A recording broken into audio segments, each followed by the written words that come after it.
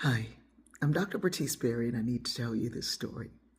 I got an unexpected compliment the other day from my barber, and it told me something about myself that I didn't know that others could see. And it wasn't something that I think about when I think of myself. I don't think about it at all.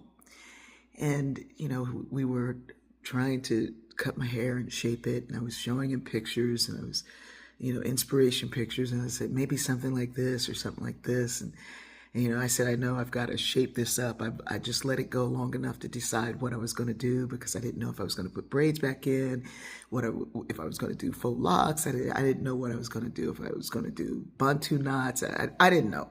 So initially when I got my hair cut, I just left all the hair that was there and shaped it up a little bit to determine what was going to happen. And so we decided just, cut it down, trim off all this other stuff. It's got to be shaped up because, it's doing too many things and I have to work on it. And I don't really like trying to style my hair. I could read a whole book, the time that it takes to style. Anyway, he cut my hair and both of us loved it. And I was like, you really did that. You did that. And we were just kind of admiring his cut. And he said, it doesn't matter what you do with your hair. It's always going to look good. He's not a person of a lot of words. So whenever he says anything, you're like, wait, what? Malcolm's talking. Anyway, he said, it's always going to look good. And I said, really? And he said, yeah, because of your confidence. You wear it like it was what you wanted to do. And this is the way that you are. And this is who you are. And you're presenting yourself. Your confidence is what people see. Doesn't matter what the haircut is. And I was like, stop playing, because this haircut is fire. You really did this. And so he looked at it. We both looked at it. And he was like, yeah, I did do that. I did do that.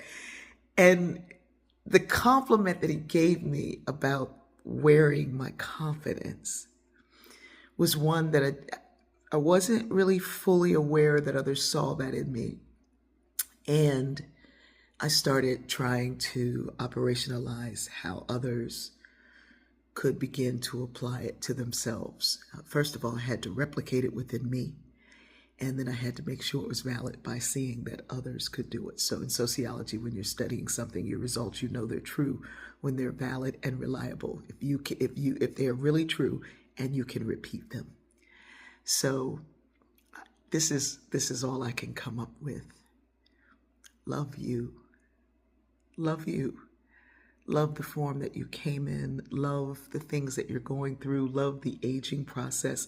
Love all aspects of you now, before, on your way to.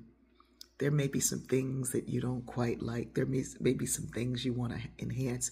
There may be some ways about yourself that you can improve. Those things are internal.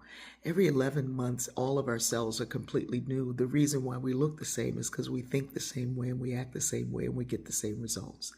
We keep putting the same things inside of us. We keep surrounding ourselves with the same kind of stuff. If you want to see a change, start working on you. Start working on how you think and how you feel about a thing, how you process it, and what you do about it. Think about you. And I know that when you do, that confidence and just cut it off will come forth. And you'll begin to love the person you see. And you'll begin to love the people you're around even more. I love you.